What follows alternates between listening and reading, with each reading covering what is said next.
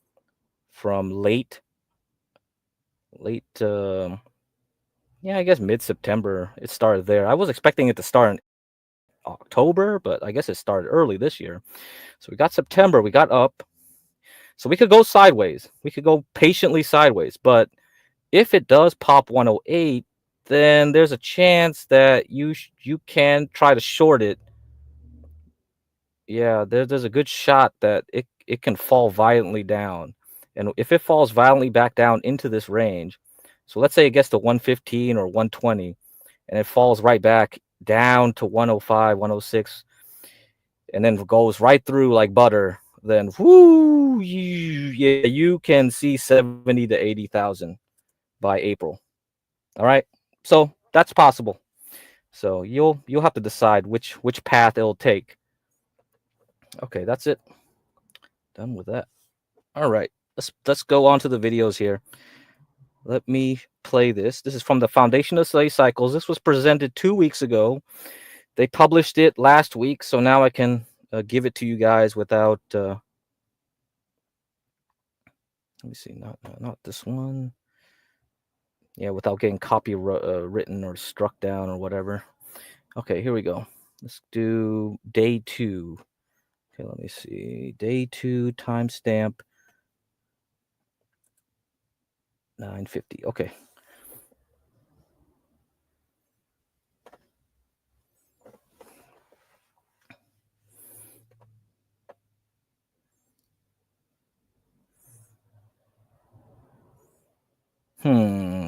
It's not loading it.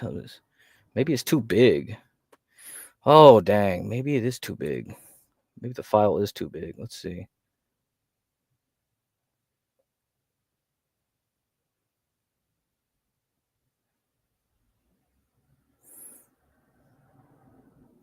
Yeah, maybe it is too big for StreamYards to load it that way. Okay, let me see. Yeah, if I can't play that, then I'll have to play something else for now. Okay, to keep you entertained, I'll play this one. Okay. Let's see.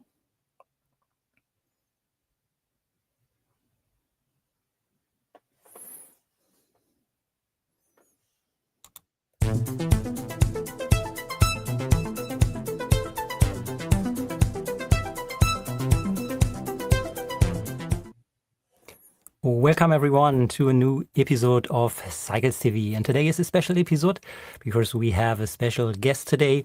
We will talk on global liquidity, and we have Michael Howell with us today, so I'm very happy that he will take the time and let us talk about cycles and global liquidity and his knowledge related to that. So for those who are not aware, Michael Howell is very well known in the community. I think he's the owner and founder of Cross Border Capital. But more important, maybe you can follow him on Substack, Capital Wars on Substack, where he is regular updating some topics. And for sure, he has published the book, which I highly recommend, Capital Wars, which is also the basic background on what we are talking here. So, Michael, great to have you here. Welcome. Well, thanks, Lars. I'm looking forward to it, I must say. I enjoy cycles enormously.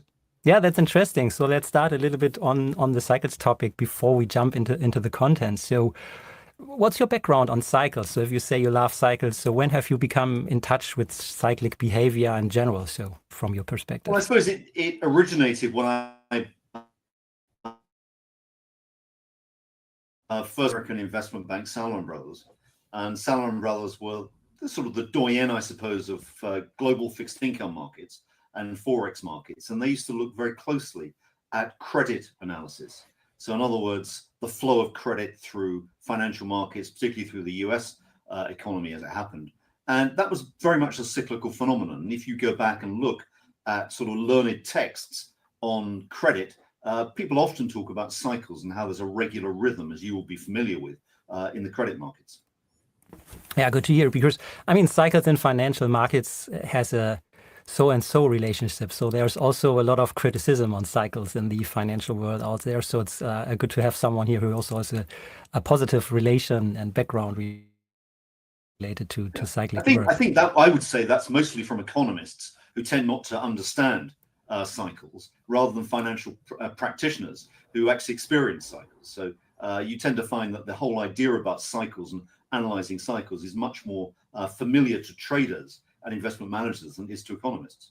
That's a good point. And then it's also not easy how to measure or detect those. But I mean, you talked a little bit about the forex or your historical background. So how important do you think are cycles in financial markets per se? So do you think they have a dominant role, or are there more some kind of supporting information you can gather? Well, my view is they're absolutely dominant. They are the key thing. And if you look at how the world has moved, even in the last 10 or 15 years, since the global financial crisis, what we've seen is a sort of roller coaster ride for much of that time, but it's been very cyclical. And what has dominated that cycle has been the flow of liquidity in markets. And you can take that as a measure of credit if you like, but it's a broader concept. And that's really what we monitor and what we measure.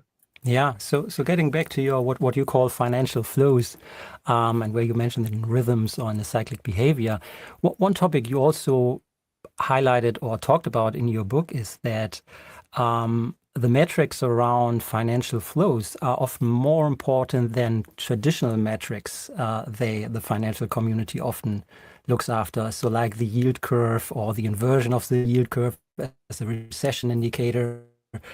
So you state that even these financial flows are even more important than these old traditional topics. Can you share your view why you think it is so? Yeah, I think that's really the key point, or a key point. And that is because the whole nature of the financial system has changed. And it's changed for a number of reasons, but China is probably a major reason why things have changed. And what you've got is, if you like, a sort of reversal of polarity in many cases in terms of the flows going through markets. Now, let me drill down and be a little bit more explicit about that. If you pick up an economics textbook, what it will tell you is that interest rates are the most important factor to watch. And that's really because capital markets are presumed to be capital raising mechanisms for new investment. And therefore, interest rates are the hurdle rate that you need to jump in order to make a scheme profitable. Now, that's a nice idea, and there's nothing necessarily wrong with that. But we're not in that world anymore. We're in a world where there's not very much capital investment going on, particularly in the West. What capital investment that is going on en masse is going on in China. That's effectively a planned economy where interest rates don't really matter. And what Western capital markets are dominated by is debt refinancing flows. We've got this massive pile of debt, and with $350 trillion of debt, with an average maturity of, let's say, 5 years, it means the capital markets have to refinance on average 70 trillion of debt every year. Now, that's clearly a major ask, and it's going to be a big ask for Scott Bessent, the incoming US Treasury Secretary this year, because he has to refinance or roll over 30% of US debt, of US government debt. I mean, this is a huge amount, something like 30% of 28 trillion. So we're talking about easily 7-8 trillion of money, of debt to be rolled over here. So this will show up in 2025 now, or late 2025. Yeah, exactly. And the point about debt refinancing is, if you want to get the roll on your debt, okay, you need balance sheet capacity to do that. You need balance sheet capacity in the financial system, and that is what we define as global liquidity. Yeah. So let's maybe, before we come to some cyclic behavior, so but just summarizing, so you think the measuring the flow is even more important than just looking at the interest rate or the yield curve. So if you have a better understanding of those flows, those refinancing times and amount of money, and the available liquidity around is even giving more insights than the simple interest rate.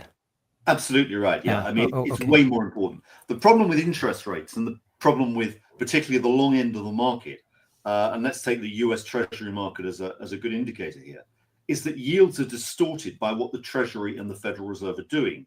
And what the Treasury and Federal Reserve are doing are manipulating flows in the markets. So, for example, to give you, I mean, this is, hopefully we don't get caught in the weeds here, but one of the issues that you can see is there's a noticeable disconnect between the US agency mortgage market. Okay, so in other words, the mortgages that are being traded in blocks by Fannie Mae, Freddie Mac, for example, agency mortgages, which are a risk-free security, which are treated by central banks and even by the Federal Reserve as a risk-free government bond, there's a gap between their returns and the returns on straightforward treasuries. And that gap, if you equalize for duration equity, which again is a slightly wonkish concept, but if you make those adjustments, you find there's about 100 basis point difference between the two. And the reason for that is that the Treasury is skewing issuance very heavily to the front end of the curve, and the Federal Reserve is doing a secretive liquidity easing at the same time. And this is distorting the market. So the yield curve, which is a traditional metric for many economists to look at, has been biased downwards by 100 basis points. All right, let me introduce something to you guys. So he mentioned Freddie Mae, Freddie Mac. Let me do this.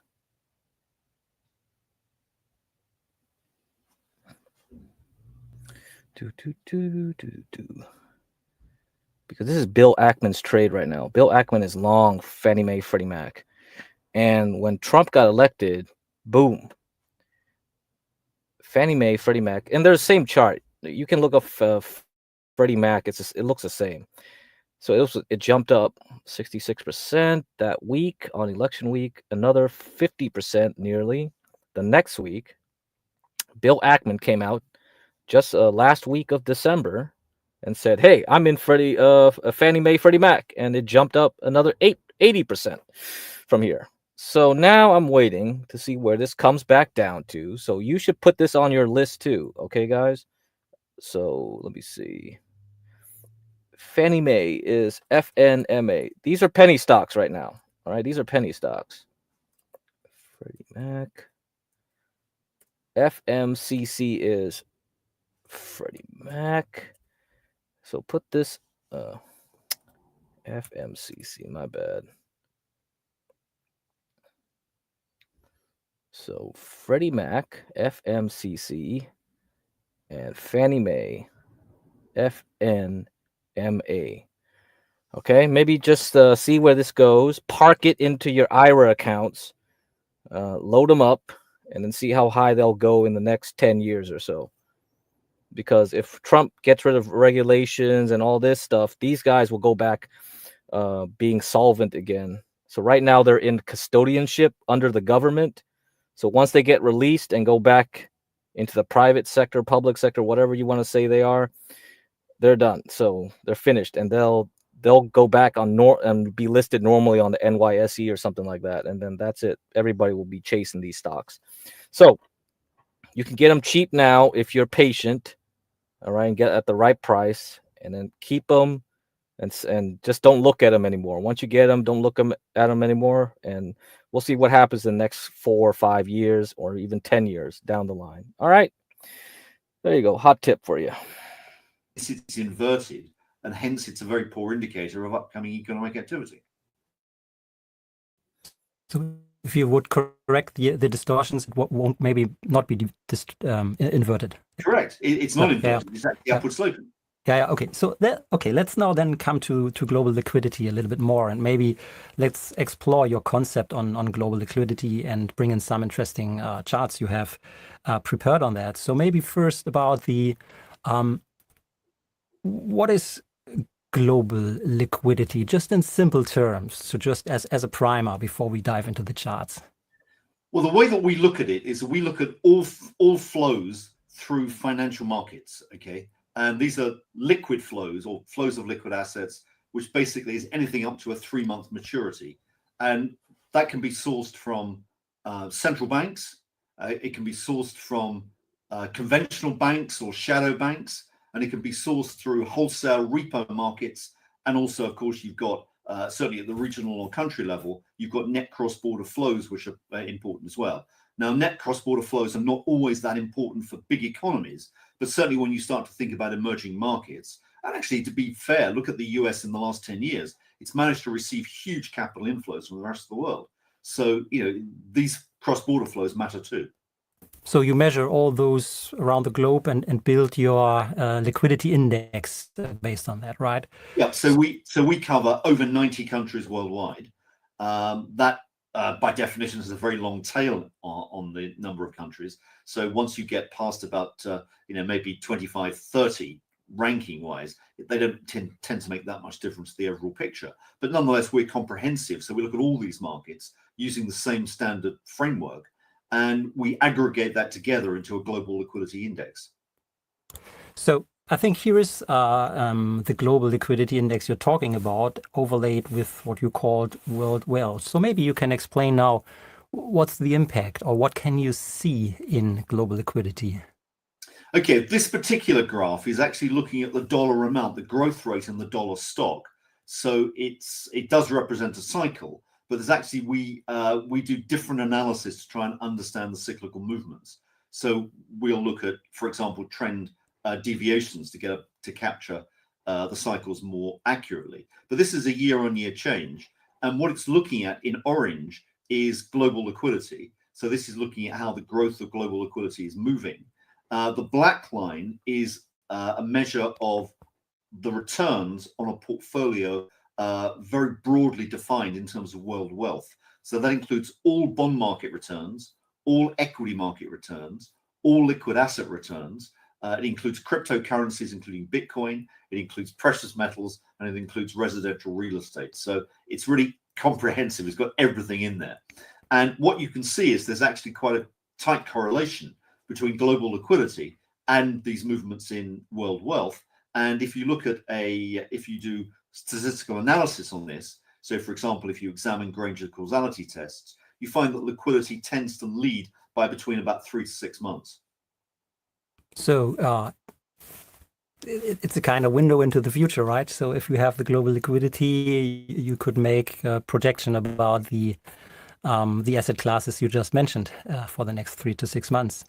Exactly, and that's what we do as a profession or a business. And for example, we said in September, October of 2022 that the liquidity cycle was beginning to inflect upwards, and you would expect a bull market in risk assets lasting well into about the middle of 2025. And here is the example you put up, which is exactly that global liquidity cycle, which is the same data that you've just seen, but it's put here into an index form. So it's shown as deviations away from normal levels. I mean, I'll give you a little bit of a sort of historical excursion here. Why did we choose an index between 0 and 100? The reason being is when we first started to do this, which was back in the 1980s, this is actually a z-score, as you may be familiar with, but nobody really understood what z-scores were. So we had to make it easier to understand. So we simply said, well, okay, the 0 is 50, and 1 plus 1 standard deviation is 20 units up, and 2 is 40 standard units up. So that's how the index is put together, but it's effectively a z-score. So this is basically showing the fluctuations. On top of that, we show a sine wave that we put on that, just to emphasize that we're not cheating and looking backwards too much. That sine wave was put on in year 2000 using Fourier analysis to try and understand the length of cycles. And this was the dominant cycle in the data that we basically have kept ever since. And that is, as you can see, a 65-month cycle. Why it's 65 months is a moot point. My conjecture as to why that is that is the length of the sort of debt maturity refinancing cycle. So if you look at the average maturity of debt, it tends to be around 65 months in the world economy. Oh, that's quite interesting. And you know, we are coming to discussing some cycles. We will discuss later on some cycles.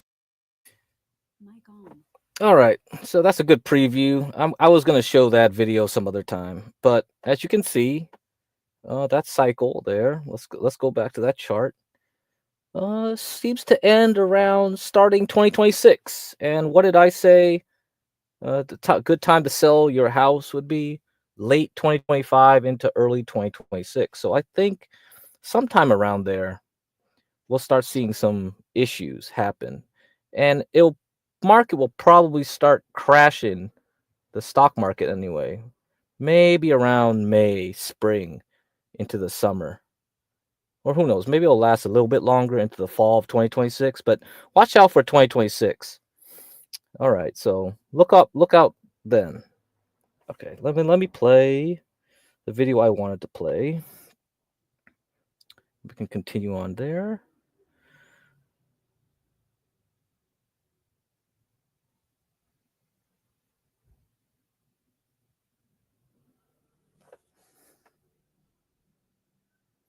Welcome, everyone. Thanks for being here. We appreciate the opportunity to talk to you. Anybody can give a forecast, but we need to be able to justify that forecast and show why you made it. So I'd like today to be a learning process as well as a revelatory process, in other words, to show my thoughts. So I'm going to run through my forecasts, which were given in late 2023 for the year 2024, and build from that and show you some of my logic. So you should be seeing my first line. Let me bring that up on the screen here. Just one moment, please. Okay, so can you see that gold higher? So we predicted in late 2023 that gold would go higher and make a new all-time high. That has happened. And I'll just give you some background on this. The cycle in gold is still bullish as far as I'm concerned. So I expect continued strength in gold up another $33 today. And there's much more higher to go. So that is my forecast for gold. I'm not going to give specific price levels, which is not what I do. I give time as opposed to price. So gold is still bullish. In addition to that, I indicated that silver was up and would hit long-term target, which it has done. There's no change in expectations. Silver is still bullish. Predicted new all-time highs in S&P, and what I'd like to do is show you how I did that so you can replicate that process. There's nothing secret or arcane about it. It's a very specific, simple process that anybody can do. S&P still higher. NASDAQ likewise, so I don't believe this bull market in stocks is over as yet. I think it has considerably higher to go, which I think will surprise many people. The next forecast I indicated was bullish was cocoa. Now, I don't know how many of you trade cocoa or even look at cocoa, but this has been truly an unbelievable parabolic move in cocoa, the likes of which have never been seen before, and it's not over yet. In addition to that, we predicted the US dollar up, but would top by late 2024 to early 2025, and that is happening now, which means the currencies against the dollar will go higher. I indicated that AI growth would continue, and it would outpace society and the legal system to the extent that fake would become real. And that is certainly something that countries and governments and individuals all over the world are struggling with now. So this move AI is just beginning, and it's going to get much, much worse in terms of legal issues and so forth. Geopolitics. I indicated confrontation, violence, deterioration, polarization, and extremities. Why? Because we live in a very polarized society in which the gap between the haves and the have-nots gets bigger all the time. So be careful of that. Geopolitics is going to be the undoing of many a country and many a society. And that is, I think, my biggest concern about the future. I indicated that interest rates would come down. I will show you the cycle that indicates that, and I still believe that interest rates will come down regardless of what happens in the underlying economy. I indicated coffee was bottoming, and we certainly had a huge record move in coffee. And now, for this year, sugar should be bottoming as well. And remember, my work is primarily in commodities, but I do pretty good in stocks as well. We indicated that grains and soybeans, and this is going to be my big forecast. Watch grains and soybeans. They're forming significant lows. I indicated to watch corn, and corn has been one of the only bull markets in the commodity section, and it has been moving very strongly, slowly and steadily. I will show you the chart shortly. Palladium, a long-term low is due in palladium. The accumulation of massive long positions by commercials in palladium market has been record-breaking. I've never seen anything like this before. And what it suggests is that palladium prices will be explosive in 2025, and I would not be surprised if palladium prices doubled from where they are now. And that's just a wild prediction.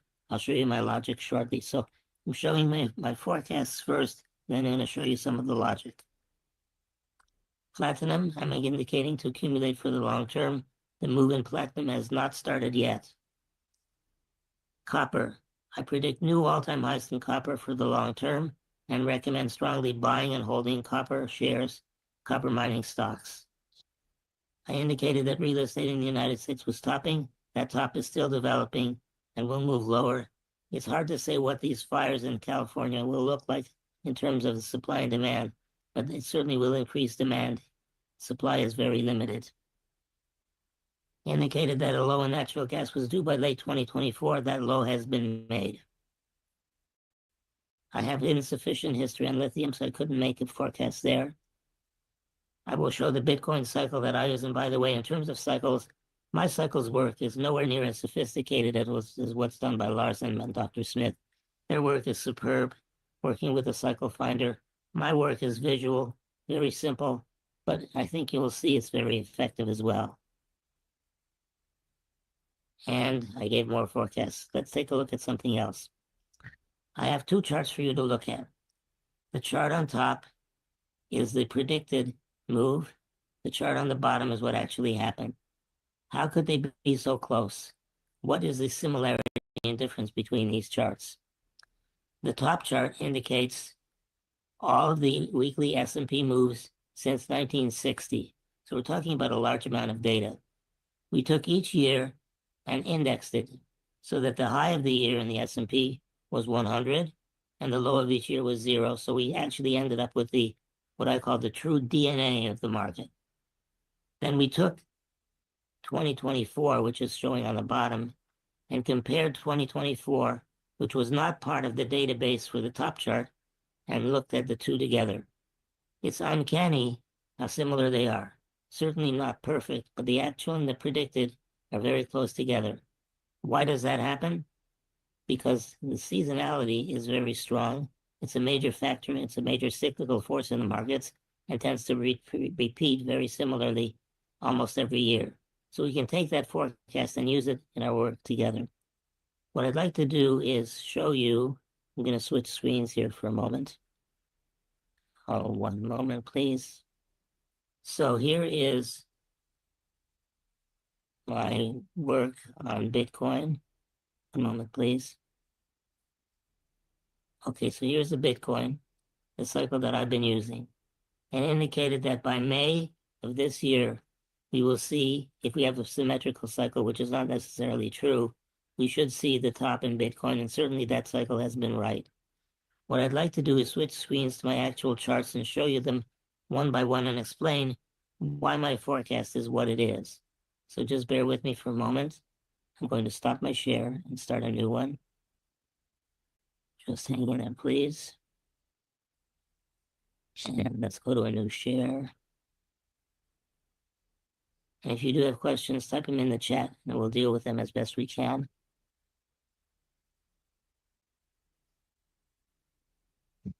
And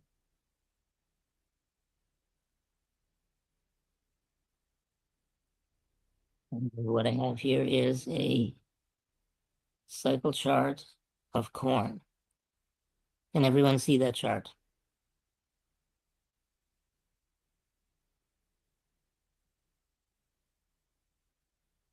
Yes, all clear, Jake. Thank you very much. So let me explain this chart. On the top of the chart, we've got price. In the middle of the chart, we have commitment of traders report, commercials.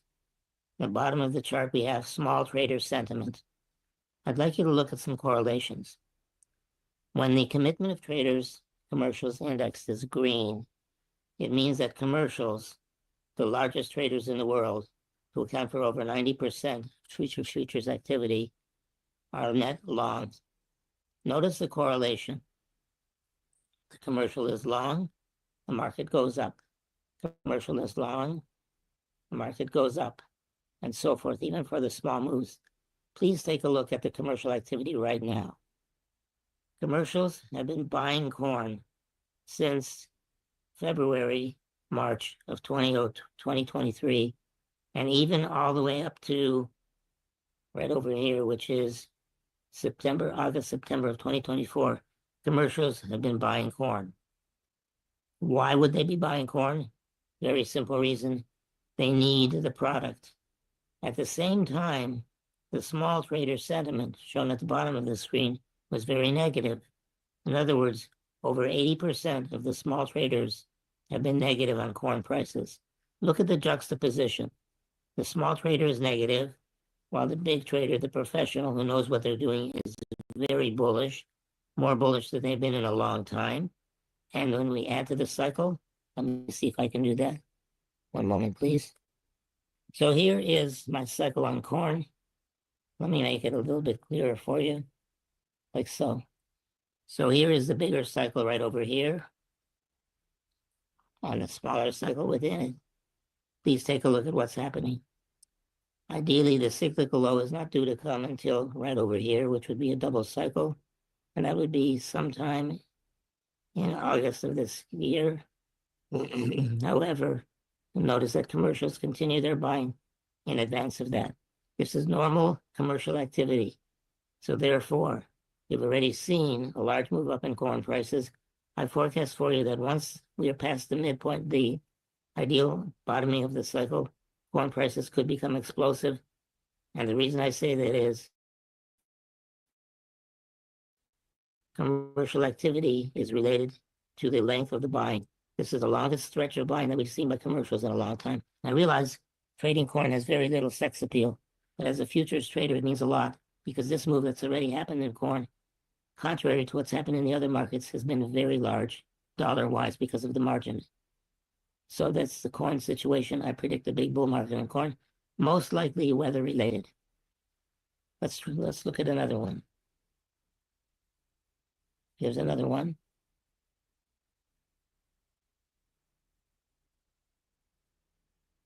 Soybeans. I'd like you to look at what's happening in soybeans. Again, here is that massive accumulation of long positions by soybean traders. And these are not just traders, they're professionals. They're people who use this stuff, who broker this stuff.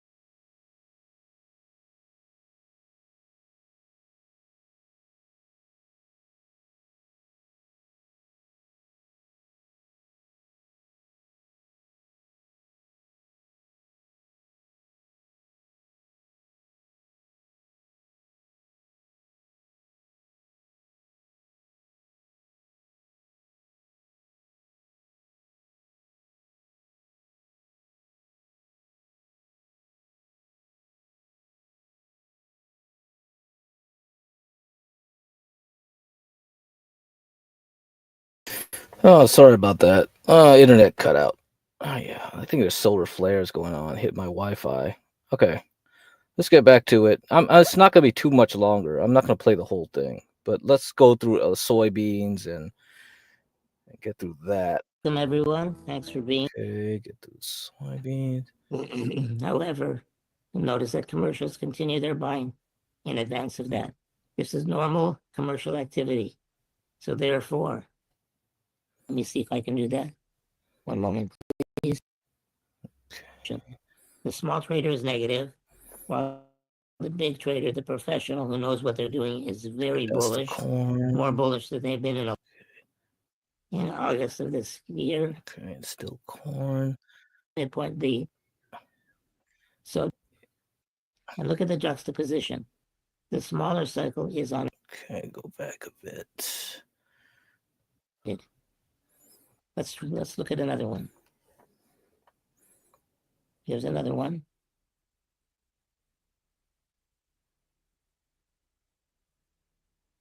Soybeans. I'd like you to look at what's happening in soybeans. Again, here is that massive accumulation of long positions by soybean traders. And these are not just traders, they're professionals. They're people who use this stuff, who broker this stuff. And look at the juxtaposition. The smaller cycle is on its way up. The commercial has been buying, and the small trader has been negative. This is the ideal combination. So I predict for you a big bull market in corn and soybeans. And let me show you another one that very few people will recognize, but I'm going to show it to you anyway. And that is this one right over here. Let's look at the chart first. Notice this massive accumulation by long positions, commercials, and this huge move up. And look what's happening now. Let me bring the cycle onto this if I can. A moment, please. This is a cycle which is late, and here it is. And what is this? This is canola, otherwise known as rapeseed, but it is canola now, traded in Winnipeg, Canada. And I predict for you a big move to the upside. So let's watch it carefully. And remember, canola and soybean oil are related to each other in terms of end use. Let's look at soybean oil. One moment, please. So I'd rather do it this way than have the charts already made for you with the cycles, because I want you to see how I arrive at this process. So what do we see here in soybean oil? Again, commercials accumulate long positions before the big move up. And you can see what happened right over here. I'm going to mark it for you. Commercials started buying before the bottom and participated in this move. One moment, please. Participated in this move, which even though it may look small to you, is actually a very big move. And again, notice the soybeans, the commercials are a leading indicator of what's going to happen. Let's look at another one.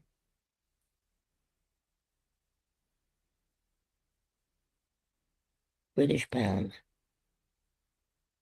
versus the US dollar. This is indeed one of the best cycles I've ever seen. Let's make sure I've got it correct. Yes, we do. And let's put it on the quarterly chart. And let's take a look. Although this cycle is not perfect, it has run approximately 8 years from low to low, all the way back to the 1950s. Okay, so he's going to British pounds. So this is a good segue. So I'm going to tell you what all this stuff means. He has this commitment of traders report commercials on the green. He has this blue, which shows you the small speculators. So now you guys need to understand where he gets this information. Okay, so it's a little side note, and then we can play another video after. So, but as you can see, grains are going up. Soybeans, corn, that stuff's going up. Rapeseed oil, yeah. And it's all due to the weather. You know, we got La Nina going on. That's what's affecting your cold weather happening across the U.S. except for California, which is getting burnt. So there you go. You got your La Nina effect. But here we go. And the link is in the description. Okay, so you can look at this. FX trading, how to use commitment of traders report, COT. And it doesn't just apply to FX. It applies to anything that's traded on a futures market. Okay, so commodities, essentially. Futures market covers a broad range of market instruments, and the commitment of traders report can provide an overall view for different markets through comparing position levels on instruments such as FX futures, commodities, financials, interest rate-based futures, and equity futures. And by the way, the video we just played was presented by Jake Bernstein. Okay, Jake Bernstein, infamous trader, very infamous. So you can look him up. Jake Bernstein. There you go. And he wrote a bunch of books, so you can go look him up. Another one you can look up is a person that I've already shown before, Larry Williams. So he also wrote a bunch of books. So if you want to know more, you can look up those two people, Larry Williams, Jake Bernstein. And you can find those books for free, but I won't tell you how to get that. Anyway, What is the Commitment of Traders report? The Commitment of Traders is a weekly report published by the Commodity Futures Trading Commission, CFTC. The report provides details on traders' positions in a categorized format according to trader type. The report is released every Friday afternoon, and its data covers up to the end of the trading day on Tuesday of the same week. The report includes data such as open positions, data changes, volume, open interest changes for outright futures contracts, and options on futures. The report is released in different formats and provides extensive information on historical position changes, which some traders use as a part of their trading arsenal. We'll focus here on the three main categories. However, there is more data in other categories available on the COT report. So the first one is commercials. So as Jake said, commercials are the big boys. They're the smart money. Commercials are traders that are primarily involved in trading a specific commodity or a financial instrument due to the nature of their business. So these people are not speculators. They actually need to use this to do work. Okay, so they actually use that. And then the other ones are the large speculators. As the name suggests, this category represents large institutions and traders looking to speculate on different commodities and market instruments with the goal of making a profit on their speculative positions. And then you have the small speculators, the dumb money, the real dumb money. This category includes the total positions for other market participants who don't fall under the previously mentioned categories. So once we know that, okay, we can get this thing here. So Jake ended on British pounds. Very convenient, because in this example, you see British pounds futures. Now, we can look at commercials, which is this maroon type reddish graph here. And then you have the large speculators, green. And then you have the small speculators, blue, right? So right here, they're basically using the large speculators to find bottoms. Okay, so the traders, the big money, however, are long into that bottoming process. And then once the large speculators say, all right, we've maximized our shorts, then, maybe this is a time to go long. Here, again, have maximize the shorts, maximize the shorts, maximize the shorts. Now, for the tops, if we look at the blue, you see this thing goes all the way up to the maximum positive levels. And once it hits these positive levels, you see the downturn happen. Okay, so we can use that. And yeah, you can use the large speculators too, but I don't know the intricacies of it. Most people use the small traders, I think. I don't know. He wants to use the large speculators, okay, to find the bottoms. And then you have the large commercial types here on the maroon. And then when you see a lot of buying, then hey, something's going to move. So you have this kind of blow-offs here. Another blow off, another blow off, another blow off here. So when it gets to the most extreme historical levels, you can say, oh, this probably is the bottom. Okay. So that's what Jake was doing on his graph. So you can go to the description and look it up. So that's just a side note. Now I'm going to play the next video. All right. And that'll be the last video of today.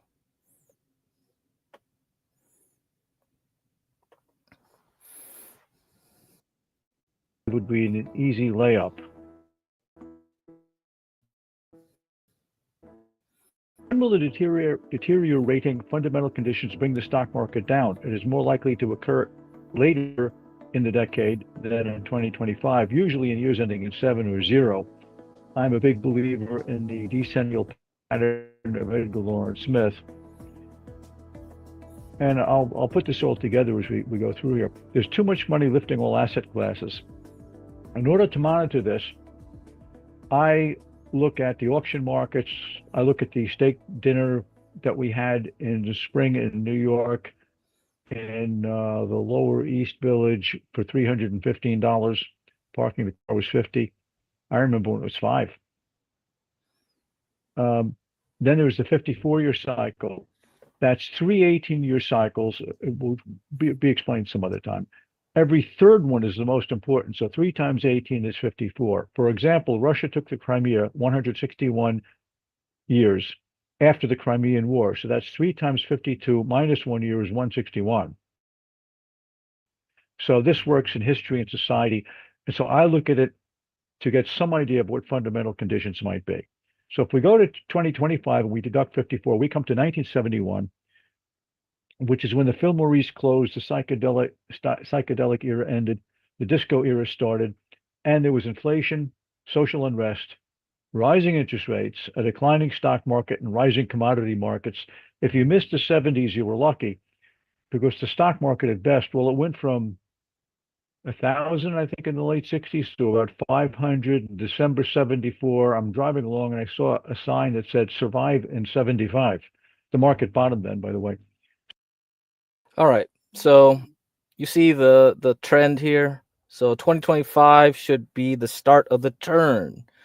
We're turning into a bad time. And if this is true, then commodities will be the winner. So oil, gasoline, the grains, corn, soybeans. That's why I'm talking about this right now, okay? So I'm going to skip ahead to the 4 mark here. February, followed by, I think, maybe a little Okay. January top, which, so why shouldn't the stock market go up? So my original forecast was originally for a Q4 rally into a January top, which right now, which is turning out to be a bottom. The weak December altered this view. It is very rare for December to be down. It's up about 72% of the time. A rally is now expected from mid-month. Right now, it began yesterday or Tuesday into February, followed by, I think, maybe a little decline into March. 2025 is expected to close up about 10% in a volatile year. And I think the reasons for the volatility are we don't know what the new president is going to do. He's obviously going to have policies that are very different from the prior president. I think that will cause a great deal of volatility. And you've got a lot of people out there who are accustomed to the market going up 20% 2 years in a row. And I think they're going to have a much tougher time this year, which is why I said I think there'll be a greater need for market timing in 2025 than there were in the previous 2 years. So here's the S&P 500. This blue is a rectangle, as you know. You might not know that the Financial Analyst Journal actually had an article by PhDs that wrote a fuzzy logic program that detects different technical formations. The rectangle was the single most numerous formation. Rectangular lows were the most profitable, much more than rectangular highs. So this blue rectangle, according to the PhDs, is very reliable. And using cycles, I predicted it would break out. And if it breaks out, the blue line, you project that height of the rectangle up and you get 6,100. The market, the S&P touched 6,100 and immediately came down. But there's a big green rectangle, or you could draw it in another way and make it a symmetrical triangle. I prefer to call it a rectangle. That counts to 6,300, 6,400. So right now, this is not updated for today, obviously, but right now we are about here. So yeah, I think we can get that 63 to 6,400 on the S&P 500. So maybe it will come in the next 2 weeks. So this is the 10 days advances, less declines. You can see how oversold it has been. This is one of my primary short-term indicators. Now here is a short-term view with a monthly cycle, which is not updated, obviously, because otherwise the S&P would be up here. Now you can see why I was expecting a mid-month low. Here is a blow-up of it, which extends out further through 2025. And you can see, according to this, the rally should carry up into May. And by the way, it is the turning points that are important. The magnitude doesn't mean this market's going to go to the moon. And this decline doesn't mean that it's going to crash. It means there's a high likelihood of the market turning down here in July and of us having a July-August correction. And then a rocky Q4. And this is calling for a weak close to the year, which I would dispute, but we'll look further. Now, here's the NASDAQ monthly, and notice it bottomed at the same time the S&P was bottoming, so this is confirmation. Now, this is all post-election years in the Dow Jones Industrial Average from 1885. There have been 34. January up, February down. If you go to Arthur Merrill's book, Behavior of Prices on Wall Street, which was first issued in the late 60s, then I think updated in 84, February's in post-election years have been the weakest of all of the 48 months in this 48-month cycle. So that's why I think we would at least see a pullback in this current rally beginning probably no later than the 10th or 15th of March, of February, I mean. Then we get a rally up with a strong, we usually do get a strong April. It's the second strongest month next to January. Then another sell-off. June is usually weak. But I think the interesting thing is it shows a flat August and a weak September and October. And here you see a fourth quarter rally. But it's also, we must take into account the decennial pattern. This is all years ending in 5 in the Dow Jones from 1885. Again, this is expected return. So in other words, if there's a 50% chance of a 3.5% rally, then we get 1.75 on this axis. And as you can see, there's not a negative year anywhere on this graph because years in 5 are the most bullish. Some of them, one of them was down about 50 basis points, I think. Some have been very weak, some have been very strong. There are only 13 of them. So years after the election have tended to be the weakest in that 4-year cycle. Years ending in 5 have tended to be the strongest in the decennial cycle, which sets up a bit of a conflict. Here's the histogram of monthly expected return, combining both years ending in 5 that have also been post-election years. So here you get an up January, an up somewhat February, and a down March, then a rally up into May, again a weak June. So I've got 2 counts on a weak June, and then a strong remainder of the year. There have only been 6 of these. So we're looking at the cycles from all different angles and coming up with what Stan Weinstein used to call the weight of the evidence. So let me see. I think it's the slide should be up here. It's further down, but there have been 6 times when these cycles have conflicted. In other words, we had a post-election year and a year ending in 5. In 5 of the 6, the market was up in the year ending in 5. So the year ending in 5 effect completely overwhelmed or absorbed or mitigated the effect of the post-election year. So we can forget about that conflict, years ending in 5 when. But I have some modifiers, 3 of them. After 2 consecutive years of 20% gains, the S&P usually returns 10%. The big exception is 95, 96, 97, 98, we're all up 20%. And then there's the 54-year cycle, which I already mentioned, which that was during a weak market. And here is how the third one, how the 3 indices reacted in the next year after an up or down December. Dow Jones from 1885, if December is up, then the next year is up 61% of the time. But if it's down, it's 55%. If the S&P from 1928, if December is up, the S&P is up 66% of the time, but if it is down in December, it's 52%. And the NASDAQ comp, we only have data from 1980. December is up. If December is up, then the subsequent year is up 68% of the time. But if December is down, then that number falls from 68 down to 59. So these are 3 modifiers which suggest not that we won't have an up market in the year ending in 5, but that we would have reduced returns. Now, we can't leave out the 1-4 10-year cycle. I did that in histogram form, but let's look at the waves. And I think, as you know by now, that red is the 1-year cycle, which is the average cycle of the year. And the Financial Analyst Journal actually tested this, and they call it seasonal attention disorder, or SAD, which is the name of the paper. And they statistically, they simply acknowledge that it exists. They don't know why the seasonality exists, and they don't know why we usually get this sell-off in September and why most lows occur in October. So that is the 1-year cycle. And the blue is the 4-year cycle, which is known as the presidential election cycle. But as the late Ian Notley used to point out, the presidential cycle, that 4-year cycle, existed prior to the establishment of the Federal Reserve in 1913. It exists in countries where there's a 4-year election cycle, a 6-year election cycle, or no elections whatsoever. In other words, there's a 4-year cycle. And of course, the green one is the decennial pattern.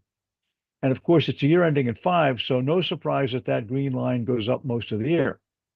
So if we add them all together, we get this blue line down here. This would suggest we did not have a strong first half of January, but it does suggest a bit of a trading range. And here again, you notice how we get this little high in February, it declines into March over here, and then the strength returns in April, and then we sell off again. You see why I think we might need market timing more than ever. Then a June low, September high. And by the way, the old DOS program, the first one I ever worked on, we had a facility where you could issue a command and leave out 1929, because if you leave out 1929, this doesn't look like an Austrian ski slope here. It looks much more tame. I mean, a 90% decline will do a real number on the numbers, if you know what I mean.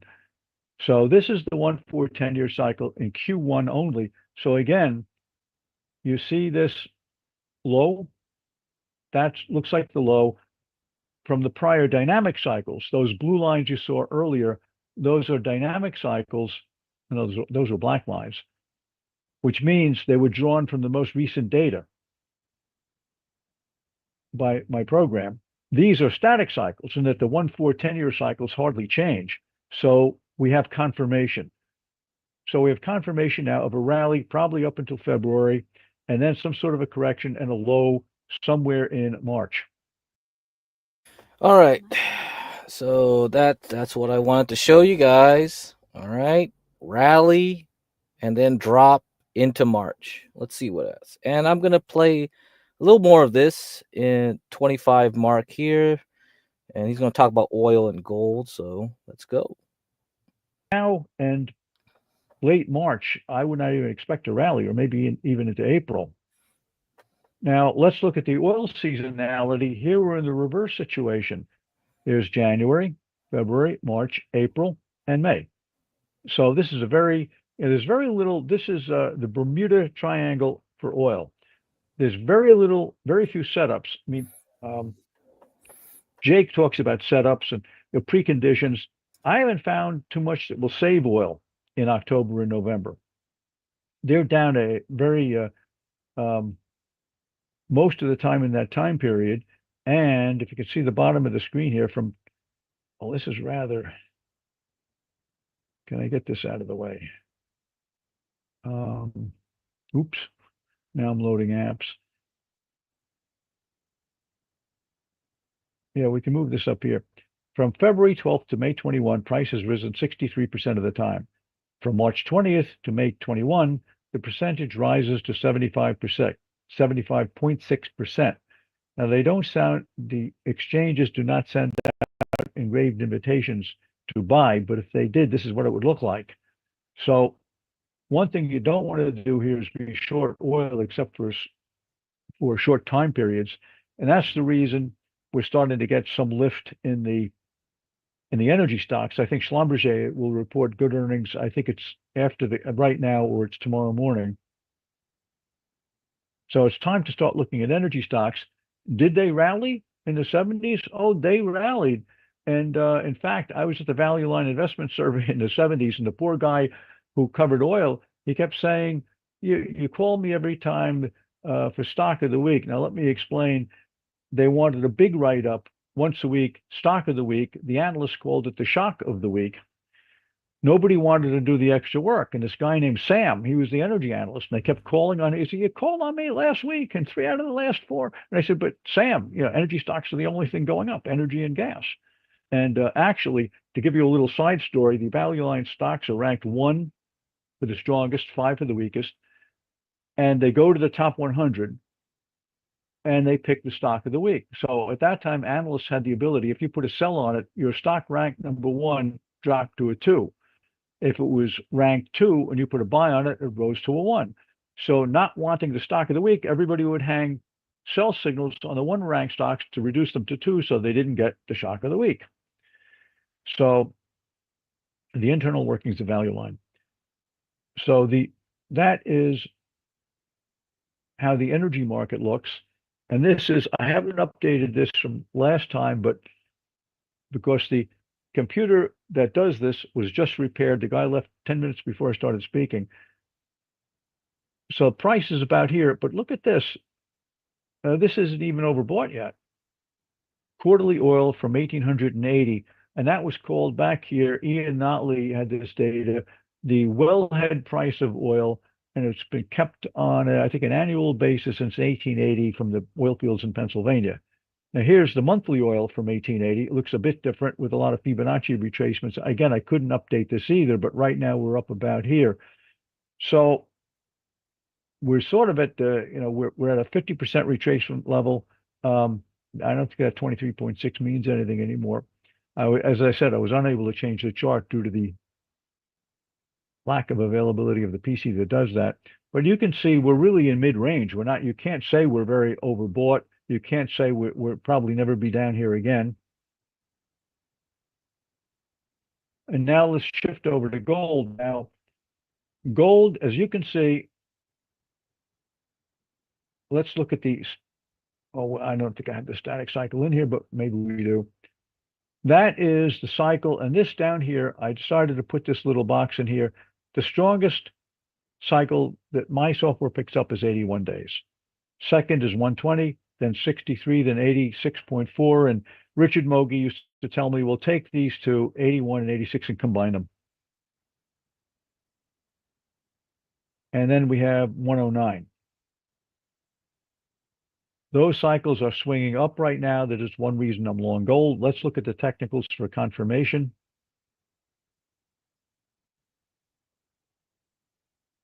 Gold's to $3,100. Why is that? Again, we have what? The most reliable formation, the rectangle. And we know it's reliable because the Financial Analyst Journal told us that. And prices should rise after they break out of the rectangle by the height of the rectangle, which would put us at 3,100.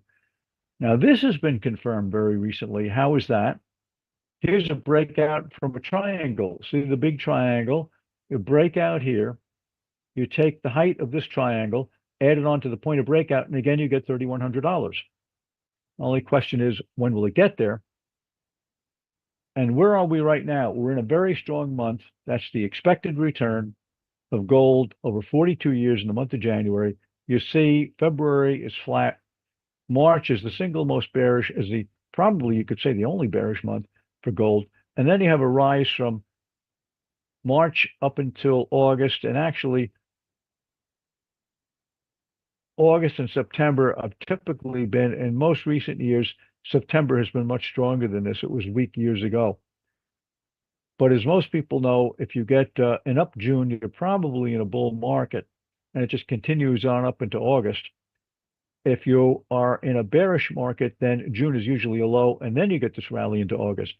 So we might get some sell-off here in February, March, but basically I think this cycle dominates, and these two charts confirm the breakout to the upside. And why not? It's a reaction to all the inflating that's going on. Juan Soto's baseball salary, $1 million for the ruby red slippers, and what was that, $1 million banana? And I have a whole, I watch these auctions, and I keep track of all of this stuff as a measure of the froth, which is something that I learned in the 70s when the price of everything, it was like a snake snaking through all asset classes, sending them all up much higher. And this is from the July 2024 presentation. The situation is like that of the 1970s, in which rates went well over double digits, equity markets fell, and the economy suffered. Investors sold stocks for less than they paid, and the purchasing power of the remaining funds declined. This was a period of very real wealth destruction. Real estate went into a recession as forecasted by the 18-year real estate cycle, which is again at its high. This trend is likely to continue.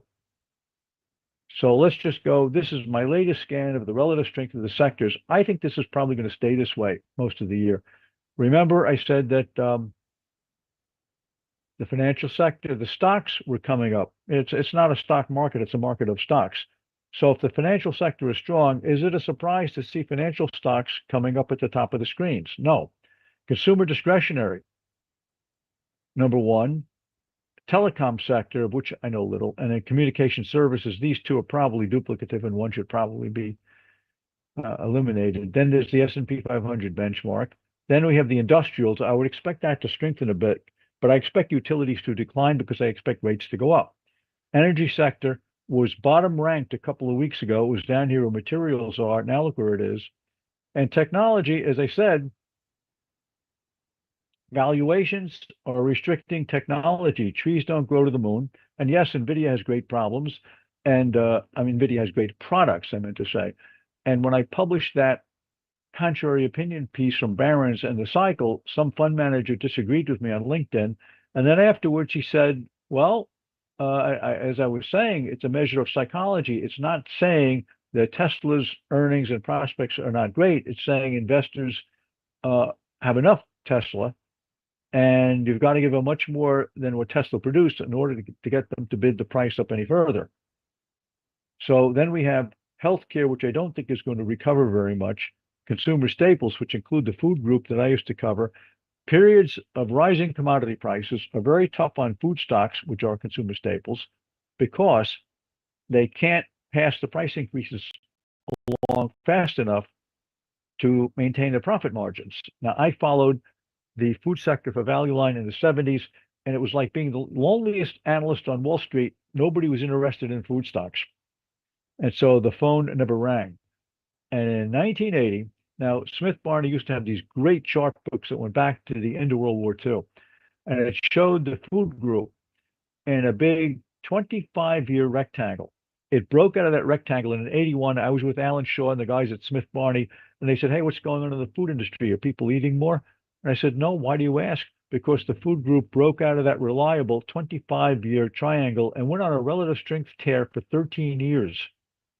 Usually, you take the amount of time it's been in the rectangle, multiply it by 0.618, which is W.D. Gann's area code, and you get the length of the next move.